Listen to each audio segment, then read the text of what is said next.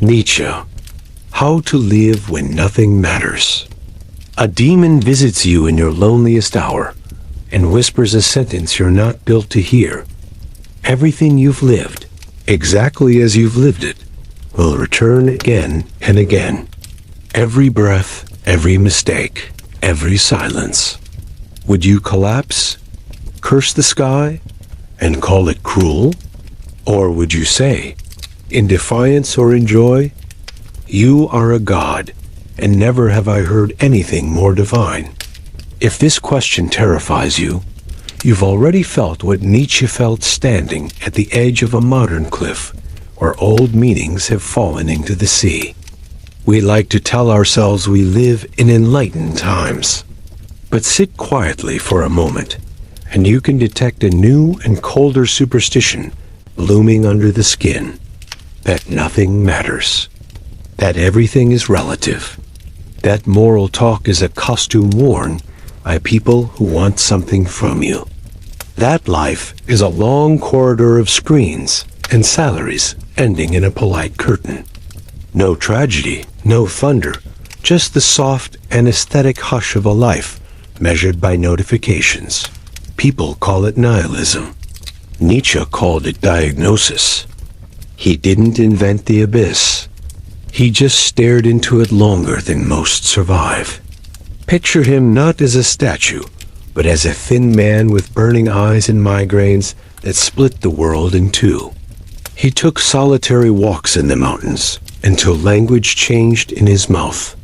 He was not a professor in the usual sense. He was a hazard. He loved resonant words like hammer, mask, sea, thunder, and he hammered at the old idols, not because he liked to break things, but because he wanted to know which parts could ring. If truth is something you can use, then most of our truths were not truths at all. That was his cruelty. That was his mercy. He might have started the fire by declaring God dead, but listen carefully. It was not a triumph. It was a grief. We have killed him, you and I. He wrote it like a police report submitted to the ages. The word we is what burns. He meant us. When belief became etiquette and morality became a habit without a heart, the living God withered into a metaphor and then into nothing at all. And yet the temple remained standing because empty buildings can stand for a long time. Nietzsche walked through those buildings and heard a terrible echo. Now that the sky is empty, who writes the script? Who decides what good means when the author has resigned? If nothing matters, then power matters. If nothing is sacred, then everything is for sale. He saw Europe getting ready to sell its soul in small installments. To live when nothing matters is not a modern meme. It is the oldest panic. We have simply run out of places to hide it. Nietzsche took this panic and put it on the table like a surgeon placing a heart down in a bright room. He said the disease is not that life is meaningless. The disease is the human refusal to make meaning with blood and risk. We prefer to inherit our meanings like old furniture. He wanted you to whittle yours by hand until your fingers bled. What does that look like up close? A life with no appeals court, no celestial grades, no invisible judge marking your work. What if every choice were a brushstroke in a painting you will have to hang in your own home forever? What if every hour were permanent? That was his thought experiment, the eternal recurrence, and it is not a cosmology so much as a mirror. It asks, do you live in a way you could say yes to, without editing, without a clever footnote? When the demon comes, will you shut the door or invite him to dinner? A strange thing happens when you entertain this question long enough. The images come alive. The trivial becomes heavy, not because a god said so, but because you did. Mayonnaise and letters and sunlight on the floor, unbearably real. All this time you thought you were bored. In fact, you were terrified. It is hard work to say yes. It is even harder to say yes without lying. The voice in you that seeks distraction is not lazy. It knows how much a real yes would demand. Nietzsche's yes was not naive. He saw cruelty, felt abandonment, endured illness. He wept, probably alone. He loved badly and lost. He knew the ridges and shadows of despair so intimately that he began to suspect despair was not his final home. He called his suspicion a philosophy, but it was really a kind of dancing. And here's the riddle he gives you. When nothing matters, the smallest act becomes the site of a revolution. When no one is watching, style becomes ethics. If there is no empire to serve, you become responsible for your posture, your voice, your gaze, the exact way you set down a cup. Still want freedom? It is not a blank check. It's a sentence to become a careful artist of yourself. He wanted you dangerous, not violent, but dangerously alive, in the sense that your presence forces the world to rearrange itself a little. Dangerous means you stop asking for permission to mean something. Dangerous means you accept the loneliness of being the first of your kind. Not because you're special, but because you finally understand that the old categories don't fit, and you decide to grow new ones in your own bones. This is the doorway. Behind it is a world where nothing given is sacred, and everything made is sacred. The earth is not a waiting room. Heaven is not a bribe. Hell is not a threat. Life is a storm you can learn to ride. The trick is wickedly simple. Do not look away and do not outsource your courage. People will tell you that this is selfish. But listen for the difference between selfishness and sovereignty. Selfishness clutches. Sovereignty creates. Selfishness consumes. Sovereignty composes. He wanted a generation of composers. He also knew that most of us are tired. Tired of headlines. Tired of pretending. Tired of carrying a suitcase with no destination. That fatigue is not a moral failure. It is a symptom. He believed the cure is not belief, not comfort, not a new tribe. The cure is strength, a warm, flexible strength that can love fate without turning into a statue. Amor fati, a short phrase like a carved seed. Love your fate, not endure it, not tolerate it. Love it with teeth. Love it like you picked it. This is not a sermon. It is a dare. To ask how to live when nothing matters is to ask how to become a person whose very way of walking makes the world whisper yes. Nietzsche knew the cost of that yes. He paid it with friends, with reputation, with sanity, perhaps.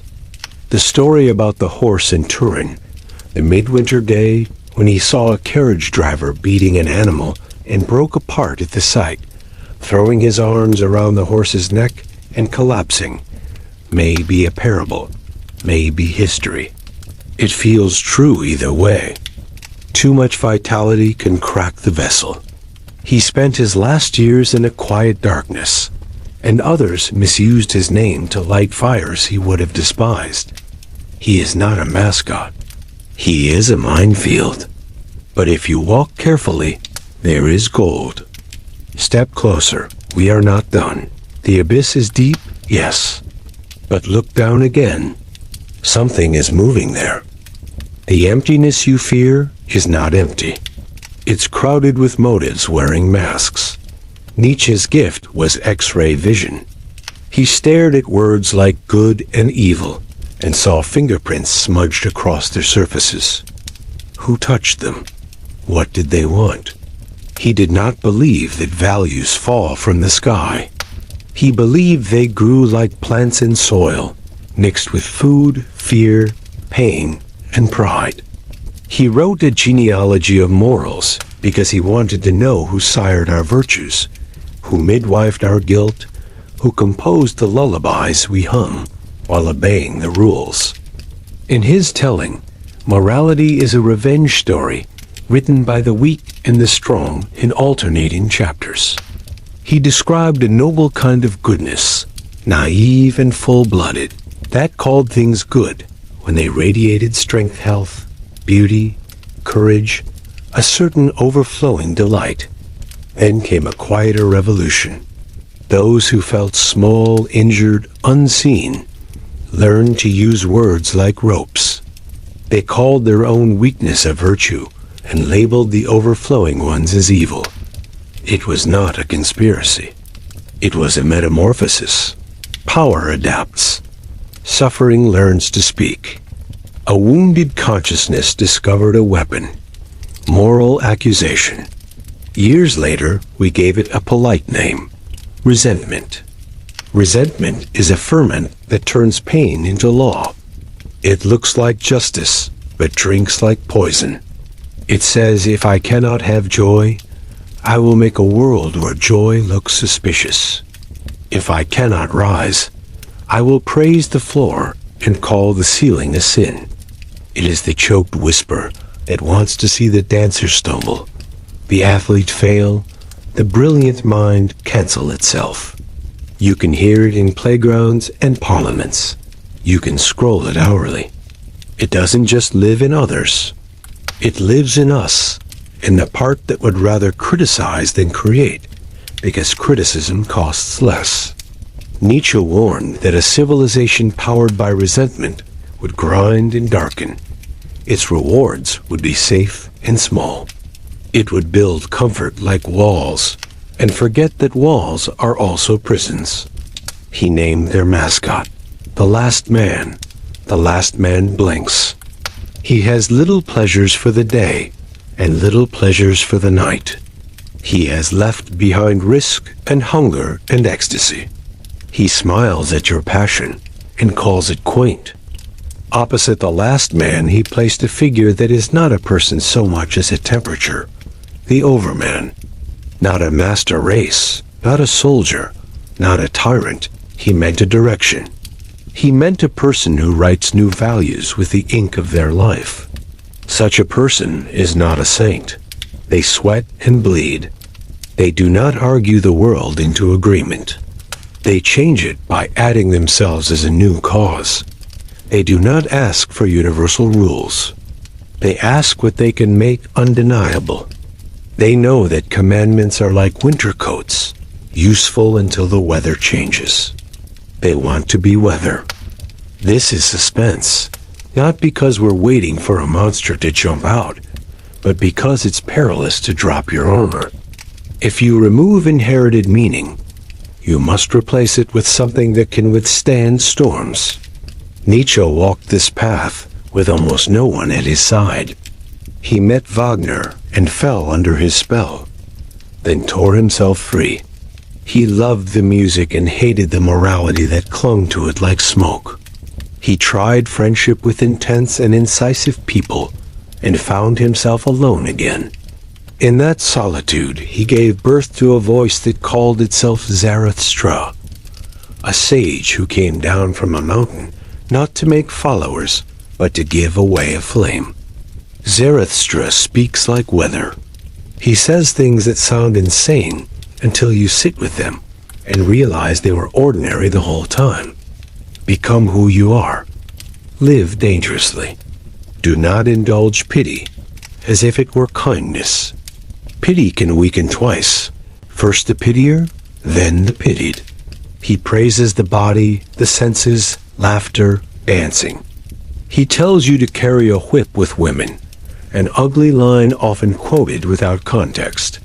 But the whip Zarathustra means is a whip for yourself, a symbol of discipline, the ability to keep promises with your own future against your own weakness. Nietzsche delighted in a style that could be misused. He trusted his real readers to smell the difference. He also liked to throw you off balance. He would praise cruelty and then mean the cruelty a surgeon uses to cut away infection. He would mock compassion and then collapse for a beaten animal in a city square. Contradiction is not a sin. It is a form of breathing. Inconsistent, perhaps, but consistent people build tidy houses in false neighborhoods. Nietzsche built something wild enough to shelter a storm. He knew what happens when a culture loses its gods. You don't get a vacuum. You get new gods: progress, nation, purity, productivity, wearing modern clothes. You get political religions. You get safety sold as salvation. He saw the seeds of mass movements that would promise to erase your loneliness in exchange for your soul. He saw thinkers who would weaponize his words after he went silent, twisting a philosophy of self-overcoming into a catechism of obedience. He could not have predicted the exact shapes history would adopt, but he knew the hunger it would feed. That is why he insisted on teaching a different appetite, not to belong, but to become. Here is the secret force coiled in his thought. He wants to steal from you every excuse you have left, not because he is cruel, but because excuses are the slow poison of souls. He wants you to confront how often your desire wears a mask called morality, your fear a mask called humility, your envy a mask called justice. He wants you to stop confusing your deepest laziness for conscience. He wants you so honest that even your enemies feel relief around you. Suspense deepens when we realize we can't outsource this work. Philosophy will not save you. Religion might, but at a price you may not wish to pay. Therapy can help you name patterns, but it cannot grant you a roaring yes. Friends will soothe you, and sometimes carry you, but even love cannot rescue you from the task that only you can do, to make your life a sentence in the language of yes. Now watch a modern street. The faces float like disconnected islands. There is a hum of distraction, so thick it becomes a weather system. Nietzsche would stand there, as if on a balcony, and whisper, "Do you not want to be responsible for your light? Do you not want to give your pain a shape?" He is not scolding. He is baffled. We would prefer to be safe. The world rewards safe. It pays safe. It gives safe a pension. But safe has never written a poem so alive you can hear its heart. Safe will never make a city change its gate. Safe will never let you meet yourself beyond your own customs. We are nearing the corridor where Nietzsche stores his tools. He will hand you one that looks like a mirror and one that looks like a hammer. He asks you to hold both at once. One shows you, the other tests the world. When you tap an idol with the hammer, you learn whether it is a god or a mask. When you look into the mirror, you learn whether your yes is a musician or a liar. If the mirror disgusts you, you will be tempted to smash it. Instead, he wants you to polish it until your own outline scares you in a new way. That fear is a frontier. And just when your hands begin to tremble, he asks one more question. If your highest hope is exposed as resentment with a halo, would you dare to declaw it and watch it bleed? If your deepest shame is actually the seed of your style, would you plant it? He is building suspense because he knows what's coming next. A demand so simple and so severe that most will call it madness. He doesn't care. He has his mountain, his migraines, his pen, and a roar. Here's the turn that reframes the entire labyrinth. When Nietzsche says nothing matters, he doesn't mean life is small. He means no meaning is guaranteed. The safety net is gone, which means the ground is close, which means you can plant something. The old gods had become accountants. He wanted a god that could laugh. Failing that, he elected you. To elect yourself is not to proclaim, "I am the center." It is to accept that you are the forge in which your values are beaten into shape. This is the will to power, not a comedian's caricature of domination, but the deep tendency of life to arrange chaos in forms that express its strength. A tree is a will to power in bark and leaf. A symphony is a will to power in sound.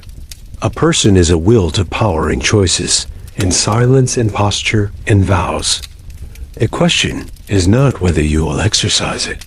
The question is whether you will exercise it consciously and beautifully. Beauty, for Nietzsche, is not decoration. It is the signature of a soul that has learned to shape its necessity. He admired the Greeks because they carved gods out of fear. He admired artists and inventors because they knew how to give form to longing without lying about it. He believed the highest wisdom is aesthetic.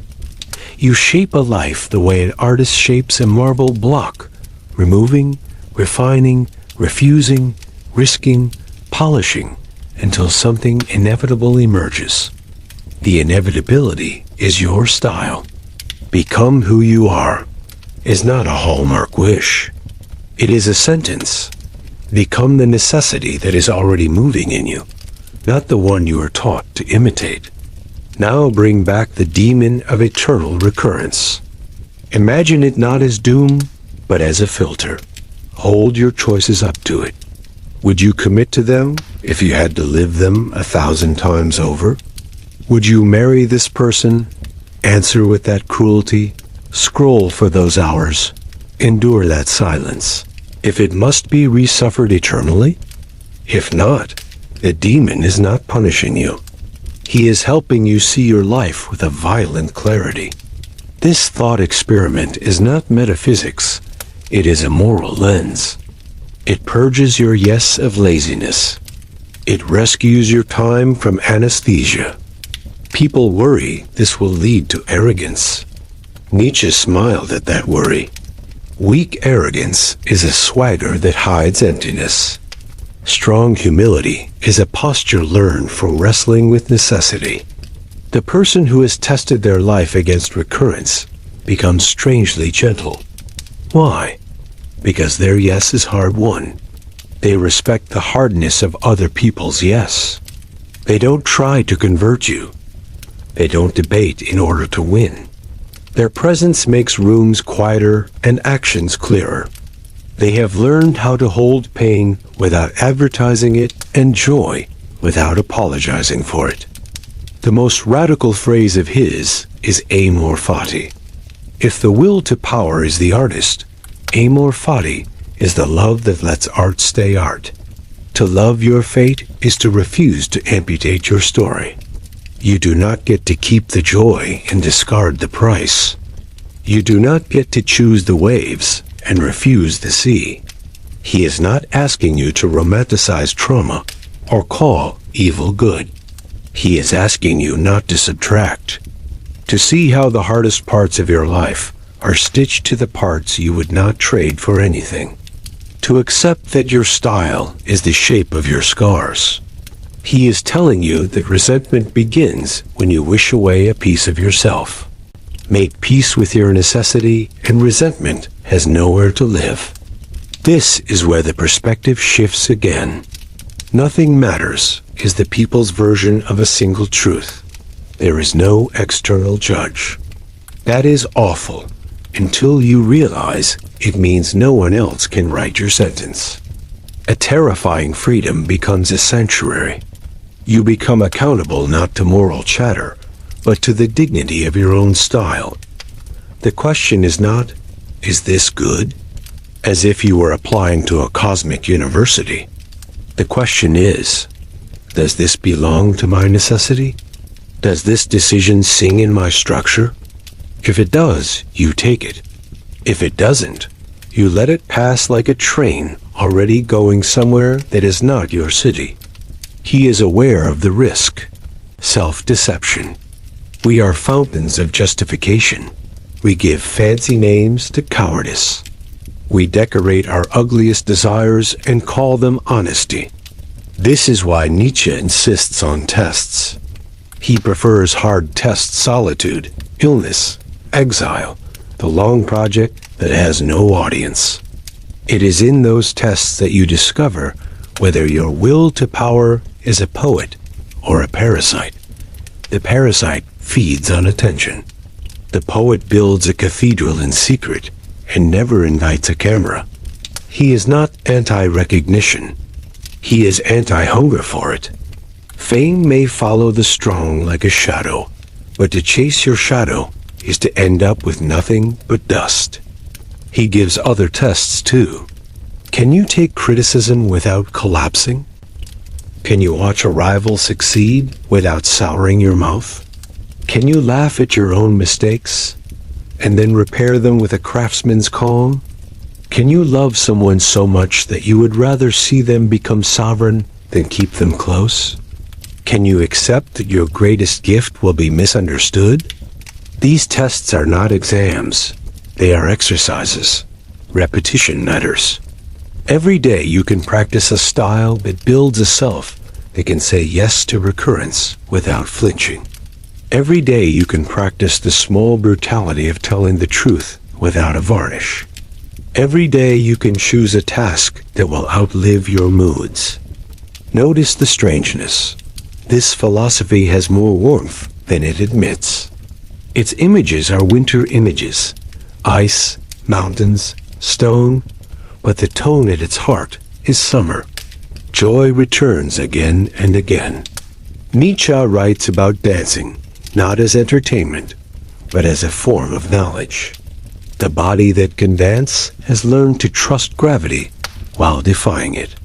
He wanted minds that could do the same to take reality as it is, heavy and indisputable, and still invent a light footwork on top of it. He loved laughter, not sarcasm, but real belly-deep laughter that forgives the world its clumsiness and keeps building anyway. He did not hate religion because he loved cruelty. He criticized religion because he felt it had become a technology for taming. He wanted ferocity that protects and creates. He wanted tenderness that does not suffocate. He wanted a yes so powerful it makes no sense to argue with it. His was not a philosophy of argument. It was a philosophy of temperature.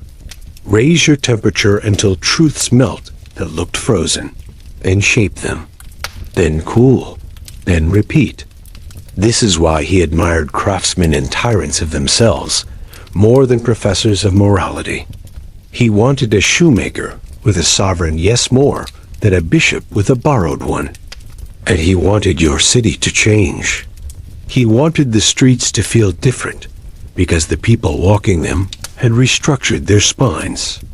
Imagine an office where each person has a task that they would do if no one was watching. Imagine a family where each member's love is a craft and not a bargain. Imagine a polity where speeches are rare and examples are common. It sounds naive until you realize this is how all meaningful change has ever worked.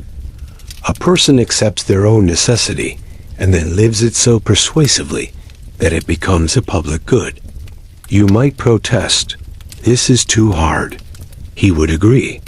This is only for those who can't stand the taste of their own excuses anymore. For those who would rather be a storm than a comfortable day.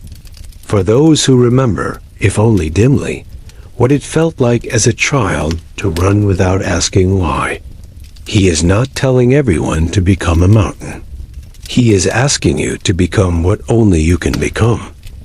That is the reframing. The question was how to live when nothing matters. The answer, whispered through his pages, is by mattering with your whole body until the world has to rearrange itself around your yes. The cost of this answer is high, and Nietzsche paid it with interest. His health was a battlefield. He wrote under the lash of headaches that lasted days, under the shiver of nausea, under the pressure of loneliness so thick it fogged the room. He had to resign his professorship young. His body refused to cooperate with the rituals of ordinary success. He stopped being invited. He sent books into the world that hardly anyone read. He designed a destiny that looked From the outside, like failure. And yet, he kept writing as if a second sun were rising inside him.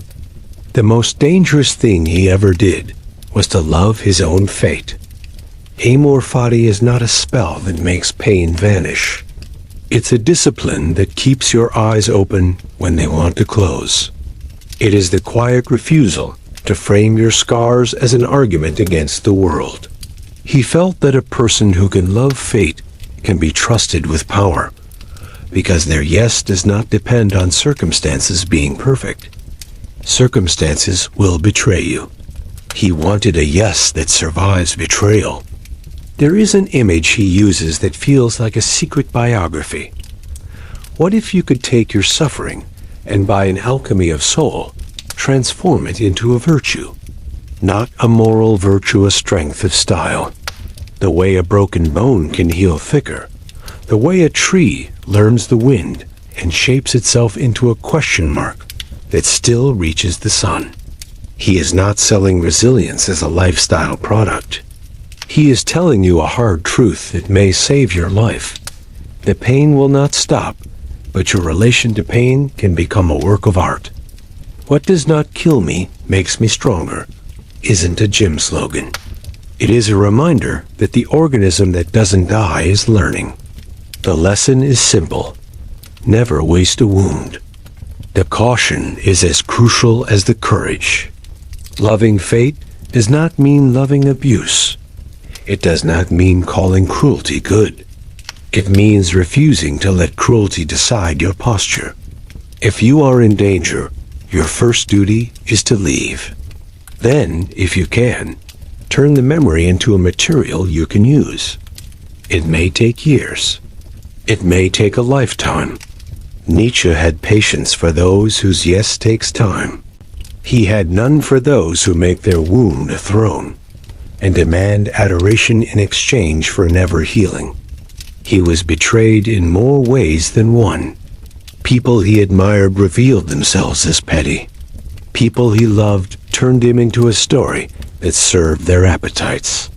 After he went dark, his sister took control of his papers and later appropriated his image into currents of politics he would have spat out. The world misunderstood him, sometimes innocently, sometimes with a butcher's grin. Still, the ideas walk free. He wanted to teach you how to be misunderstood and remain intact. To live without lying, he wrote in so many ways, is the highest courage. There is a softness in him that can be easy to miss under the thunder. His praise of hardness is not praise of cruelty to others. It is a plea for self-discipline that frees you to be generous. He wanted the warmth that comes from surplus. Why do some people beautifully? Because they are overflowing. Why do others give in ways that feel like debt? Because they are empty and want to buy absolution. He wanted you full, not stuffed with comfort, but brimming with yes. So how does one build this surplus when the world feels like drywall and noise? He returns to the smallest acts. Clean your room? Not because a father figure told you to, but because a room is a small empire you can govern with grace. Make your bed like you mean it. Cook with attention. Choose a few words and let them become laws in your mouth. Honest, brave, exact. Pick a task one and make it your altar. The job you hate can become a craft if you give it a form. Or leave it and take the risk. He never conceded the soul's sovereignty to a paycheck. He also insists on friends. Solitude is necessary, but not permanent. He praised what he called higher friendship, not two people who hide together from the wind, but two people who walk into the wind side by side. A friend like that does not flatter your weaknesses. They cheer when you become more yourself, even if it means outgrowing them. Can you do the same? Nietzsche thought the greatest gift in friendship is to grant the other person freedom from your expectations. Lovers seldom achieve it. Friends sometimes do. It is one of the ways meaning is made in a godless sky, by building a bridge of choice between two sovereign shores. There is, in the end, something almost tender about his ferocity. He wanted you to laugh more easily. He wanted you to dance. He wrote sentences that feel like lightning because he believed life has to be shocked to stay awake. He wanted you to stand on your own edge, not because it is heroic, but because the view from there makes fear look small and gratitude enormous. If you can see the valley, you can forgive the path. He believed in destiny, but not the kind that comes scripted. Your destiny is the unique shape of your necessity once you stop fighting it. He asked, "What do you love enough to carry as a burden?" People think meaning is a feeling. He thought meaning is a weight you're glad to bear. If you have no weight, you drift. Drifting looks like freedom until you realize it never arrives anywhere. He wanted arrival. He wanted you to be heavy enough to resist the wind and light enough to dance anyway. You might feel the sorrow under all of this. He understood sorrow intimately. The sorrow of being awake in a world that often prefers its dreams. The sorrow of knowing there will be no applause at the end, just an ending. That sorrow could have made him bitter. He alchemized it into hospitality. He wrote for a future reader he would never meet, a stranger sitting at a desk in a city he couldn't imagine, feeling like nothing matters. He sent this person a package labeled, "Take courage, the gods are gone, but the sea is still here, and you can learn to sail. Do not expect a map, expect a compass, expect storms. Expect the strange peace that arrives when you stop negotiating with reality. Expect the trembling thrill of recognizing a task that is precisely yours, like a key fits a lock. Expect to lose people and to keep walking. Expect to find people later who will recognize your gait. Expect to become dangerous to every lie you used to tell yourself. Expect to sleep better, not because the world is safer, but because your yes is. Stand in your kitchen at night when everyone else is sleeping. The house is quiet. The phone has finally given up.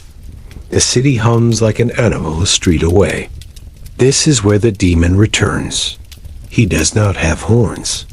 He looks like your own face after a long day. He asks the question again, with a softness he didn't have before. Would you live this again? Measure your answer not in slogans, but in breath. If your chest tightens, if your tongue searches for an excuse, you are being offered a door. Not to a different life. Doors like that are rare, but to a deeper relation to the one you have already built. You can choose one thing to change tomorrow, so that the demon's question becomes less terrifying a year from now. It may be as small as the way you say hello, as large as the way you make your money. This is not a declaration of war on your life. It is a declaration of style. Nietzsche wants you to choose a project that is heavy enough to make you a new person to carry it. Forget what the culture has decided counts as success. Your project may never be understood. It may even be mocked. The only test is whether it becomes your necessity. You will know by the way you stop being bored. You will know by the way you forget to ask what time it is. You will know by the way even your grief acquires a shape that feels like music. In a world that constantly tempts you to become a spectator, being a participant is an act of rebellion. Resist the seduction of watching others become who they are, while postponing your own becoming indefinitely. Resist the romance of cynicism, which lets you feel smart without building anything. Resist the intoxication of righteous anger that never ends, never builds, never forgives. Resist the fantasy that meaning is a gift waiting under a tree you forgot to check. Meaning is a craft. It is a workshop with one worker. It is a patient violence you do to your own cowardice until it yields and calls you master. There is cruelty in this path. The cruelty is mostly towards your worst habits. It will look like loss to others. You will spend less time explaining. You will talk less about virtue and do more with your hands. You will disappoint people who liked you better when you were convenient. You will disappoint the version of yourself who survives by pleasing. You will be tempted to be theatrical about it. Don't. The quietest revolutions are the most durable. The joy that enters later is not euphoric. It is precise. It lives in the detail of a well-made thing, in the texture of a finished day. It lives in the way light looks on objects you have chosen with care. It lives in the laugh you share with someone who recognizes your new outline and is not afraid. It lives in the ability to say yes to recurrence, not as bravado, but as description. Yes, I would live this again, because I finally noticed that life is not a problem to be solved, but a shape to be carved. When you need words, borrow some of his. Live dangerously. Let your yes be warm, and your no be clean. Keep the company of those who make you more yourself. Seize small disciplines and treat them like cathedrals. When you feel resentment fermenting, go for a long walk and burn it with breath. When sorrow wants to anchor, let it teach you weight without giving it your wheel. Love your fate like a craftsman loves a stubborn material, not because it is easy, but because you can see what it can become. If you cannot love fate yet, practice respect. Respect your pain by not wasting it. Respect your longing by not smothering it in ironic jokes. Respect your time by not letting it die in trivialities you chose out of fear. Respect other people's sovereignty the way you wish yours to be respected. You owe no one your compliance with their smallness, and they owe you none with yours. The world is loud with invitations to be less. Decline politely. You can still pray, even if the sky is empty. Prayer, stripped of its address, is a way of listening to your own necessity. Sit quietly and ask the simplest question. What is my heavy joy? Wait, something will move. When it does, hesitate before announcing it. Let it grow secret roots. If it is real, it will survive your silence. Then act like a loyal friend to it. Plan around it. Protect it from your own mood swings. Build a life that treats it as if it were sacred, because for you it is. Sacredness isn't a metaphysical property. It is the name we give to what we are willing to suffer for without hating our life. There will be nights, even after all this, when nothing matters again. You will feel the old fog rising. Remember that nihilism isn't a conclusion. It's a weather pattern. It passes. The trick is not to build your house on it. Let the wind scream. Walk anyway. Your yes, if you've tended it, will glow in the dark enough find your shoes. Imagine the far future. No one remembers your name. Your work has been absorbed into the anonymity of the world. The street where you lived is another street now. The people you loved are atoms in other forms. Was your life a failure? Nietzsche's answer is a grin that looks a lot like mercy. Glory is a poor measure. If you lived with a sovereign yes, if you carved your necessity out of noise, if you loved your fate and left even one room warmer than you found it, then your life was a peak in the long spine of the earth. Peaks don't ask to be applauded. They are too busy holding up the sky. The last image, a demon visiting someone not unlike you tonight, whispering the same impossible sentence. This time the person smiles like they've heard it before. They pour a glass of water, they open a window, and they nod. Not because everything is perfect, but because they have made peace with their task. They know what they're building, and they accept the price. Somewhere, a city breathes a little deeper because of it. If this opened your eyes, subscribe to Boring History, because the truth is never boring.